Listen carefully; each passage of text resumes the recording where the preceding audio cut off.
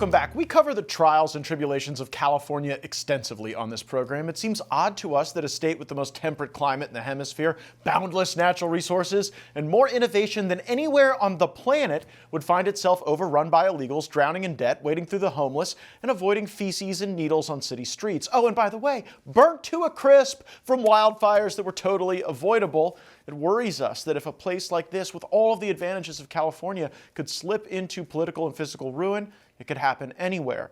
Then again, we're not exactly allowed back in the Garden of Eden today after screwing that up. California Assemblyman Bill Asele made the point on our show last night that the backward priorities of liberal leaders are responsible for Paradise Lost. It drives me crazy when California claims they don't have money, because they always have money for the issues they care about. High-speed train to nowhere, they have money. Illegal immigrant health care, they have money. Down payment assistance for illegal immigrants, they have money. But when it comes to taking care of Californians, when it takes care of wildfire mitigation and prevention, we have no money. We sometimes forget that there are over 6 million Republicans in California, more than most states. And through my California wife, I've met a growing number of people who were previously apolitical Californians, but they would probably give Dr. Fauci a noogie or a swirly if they ever encountered him. There is a group working to save California, and they have an upcoming event to rally the sane and the reasonable against the socialist, the illegal, and the drug-addled. Randy Economy is the leader of Save California, and he joins me in studio now. Randy, tell me about the goals of your organization and the event you have coming up. Well, Saving California is the new group that is formally starting a recall on Gavin Newsom. And we don't take this lightly. We take this very seriously. And I think with the recent fires, it created a political firestorm with Mr. Newsom.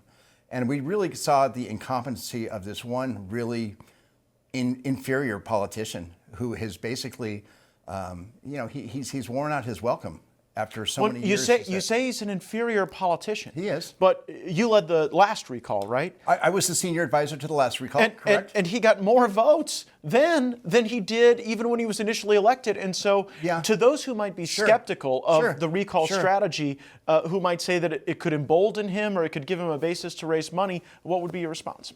Every election's different. Every campaign's different. This one is completely different than the campaign 3 years ago that I served as the senior advisor and chief spokesperson, because Gavin Newsom is different. And I think if you look back then, he controlled 40 million Californians' lives every single day. And we bought his bullshit. And excuse my French, but we really bought his BS.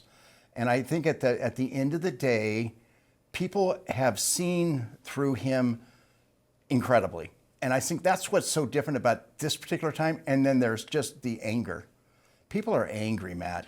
Are they more angry now than when you locked them in their homes? Because every Californian I know loves being outside. Well, sure, of course. Who wouldn't in a place like this? Yeah. And he told you all you had to stay in your homes. Someone almost gave me a ticket for not wearing a mask walking around Manhattan Beach. You think people are angrier now than then? I think, there's angry and then there's angry. And I think what we've been able to do recently is to basically take that energy and to harness it and to put it into something tangible that people can vent their anger on, and that's the recall.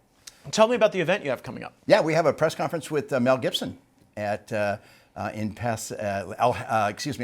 tomorrow in the Burn Scar area, and we're very excited about that, along with the Bishop Jose Mendez, and so we're just blessed to be able to kind of get all the troops together, and we're going to be talking to probably 400 people who have lost their homes in Altadena who will be attending. And when you see about government and the failures of government, all you have to do is look in the eyes of these amazing homeowners who have lost absolutely everything. Well, and it, of course, tugs on our heartstrings when we see any Americans go through this stuff. But when you look at what Gavin Newsom has done, he has spent tens of millions of dollars on Trump lawsuits, yes, of course. $9.7 billion on health care for illegal aliens. And then, lo and behold, we learned today that he is launching a California version of Twitter. Take a listen. So the whole idea of this platform is to create additional opportunities for you to directly engage.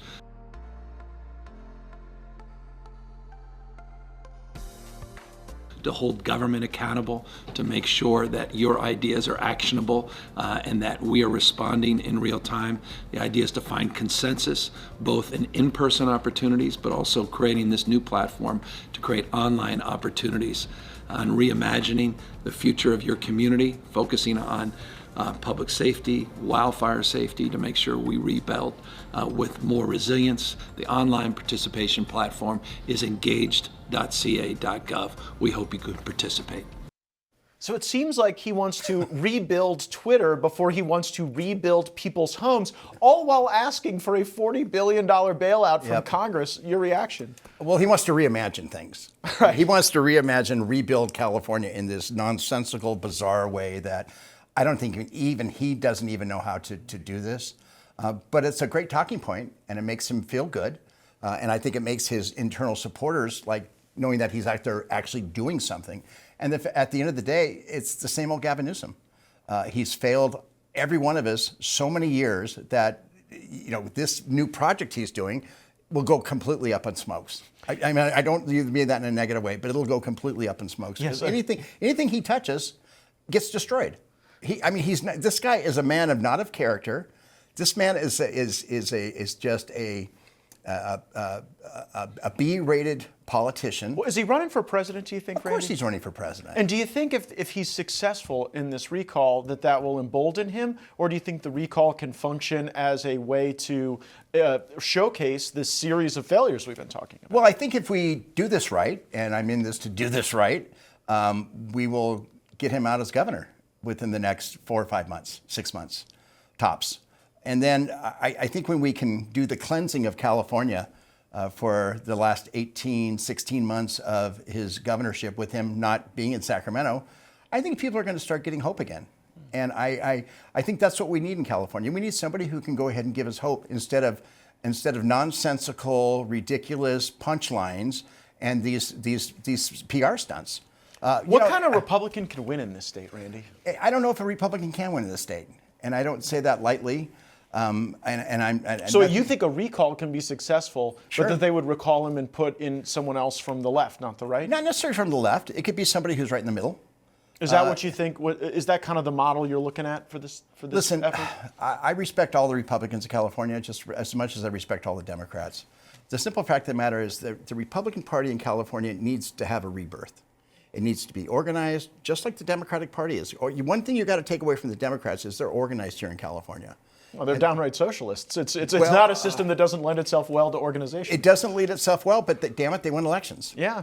And when you see how many Republicans lost their congressional seats this year in California, there's no reason for that. Because we had really good candidates, strong candidates, and they all got beat by socialists. Who do you think is the strongest candidate who lost? You know what? I think it'd probably take maybe a new face. Who would? No, but you just said some strong candidates lost. Like, who do you think? Oh yeah, is the strong strongest one who candidate. lost? Like Michelle Steele lost. I mean, that's crazy. You look at just all of these individual members of Congress that went down. It's mind-boggling. Yeah, and I think they spent $53 million in the Michelle Steele race. $53 million.